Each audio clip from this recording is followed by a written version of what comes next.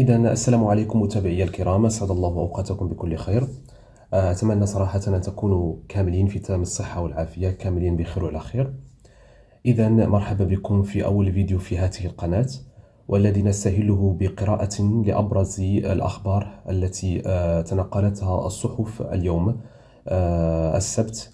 ونبدأ بأهم خبر، حيث أنه لا حديث اليوم سوى عن الزيارة المرتقبة التي من المرتقب أن يقوم بها الرئيس الفرنسي إيمانويل ماكرون للمغرب، وما تحمله من دلالات استراتيجية للبلدين في ظل توتر العلاقات بين الجزائر وفرنسا، وهو ما يبين اعتراض الجزائر من خلال وزير خارجيتها على الزيارة المرتقبة للرئيس الفرنسي للمغرب.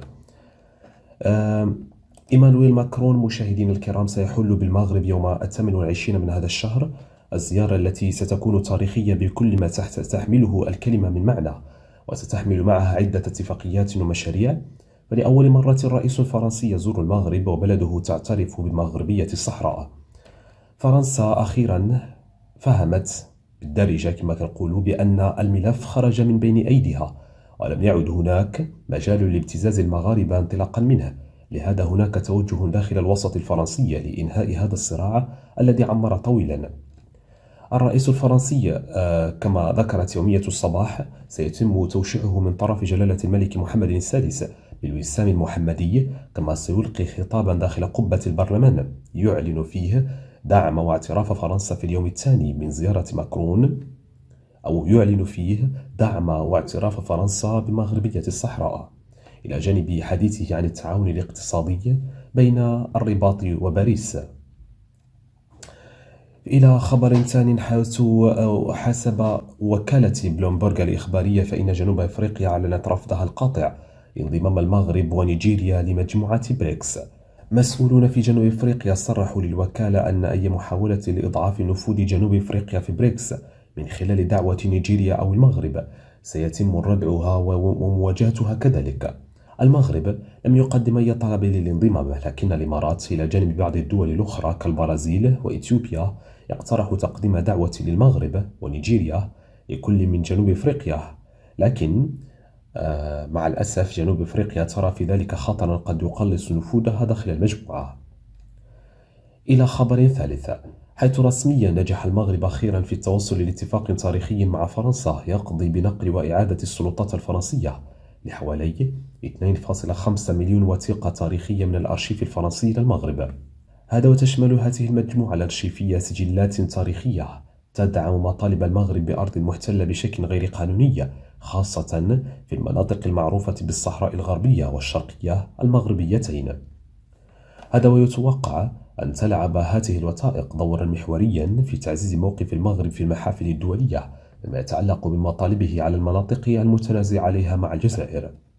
هذا وتحتوي الوثائق على معلومات هامة تتعلق بالمطالب التاريخية للمغرب وحدوده الترابية، خاصة في المناطق التي ظلت محل نزاع منذ نهاية الحكم الاستعماري. إلى خبر ثالث أو رابع، حيث أكد الموقع الرسمي لمؤسسة جيوبوليتيكا أفاق أن فرنسا قررت رسميا فتح قنصلية لها بالصحراء المغربية. وحسب موقع المؤسسة فإنه من مصدر في قصر الإليزيه، فإن فرنسا تعتزم فتح قنصلية عامة ومعهد ثقافي فرنسي في مدينة العيون كأول تمثيل دبلوماسي أوروبي في الأقاليم الجنوبية للمغرب. وتأتي هذه الخطوة التاريخية بعد 3 أشهر من إعلان باريس اعترافها رسميا بالسيادة المغربية على الصحراء. من المتوقع أن يتم الإعلان الرسمي عن هذه الخطوة خلال خطاب الرئيس الفرنسي أمام قبة البرلمان في 29 أكتوبر الحالي. كما سيتم افتتاح قنصلية العامة في المنطقة الإدارية في شارع السلام بمدينة العيون مع تحديد تاريخ 6 نوفمبر المتزامن مع ذكرى المسيرة الخضراء لبدء عملها المتوقع. إلى خبر خامس، ففي تصعيد جديد للتوترات بين الجزائر والمغرب، وجهت الجزائر سلسلة من الاتهامات إلى المغرب محملة إياه مسؤولية الجفاف، تلوث المياه وانهيار النظام البيئي في المنطقة، إلا أن هذه الادعاءات أثارت تساؤلات حول دوافعها وحقيقتها كذلك، خصوصا في ظل غياب الأدلة العلمية الواضحة التي تدعم وتدحض هذه الأطروحة. وتعتبر منطقة شمال إفريقيا واحدة من أكثر المناطق عرضة للجفاف عالميا، حيث تتأثر بنقص الأمطار وارتفاع درجات الحرارة. يعاني كل من المغرب والجزائر من آثار التغير المناخي التي لا تقتصر على دولة بعينها، بخلاف ما تقوله دبلوماسية الجارة من اتهامات غريبة. ويرى خبراء بيئيون أن الوضع المعقد يتطلب التعاون بين الدول بدلا من تبادل الاتهامات. حيث يقول الباحث في الشؤون البيئية الدكتور أحمد الهاشمي: الجفاف وتدهور النظام البيئي ظواهر إقليمية وعالمية، ولا يمكن تحميل دولة واحدة مسؤوليتها كذلك.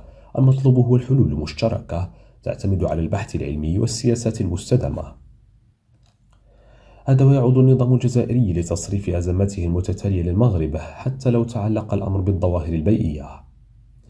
إلى هنا مشاهدينا الكرام أترك لكم الراحة، ونلتقي إن شاء الله في فيديو قادم. مع السلامة.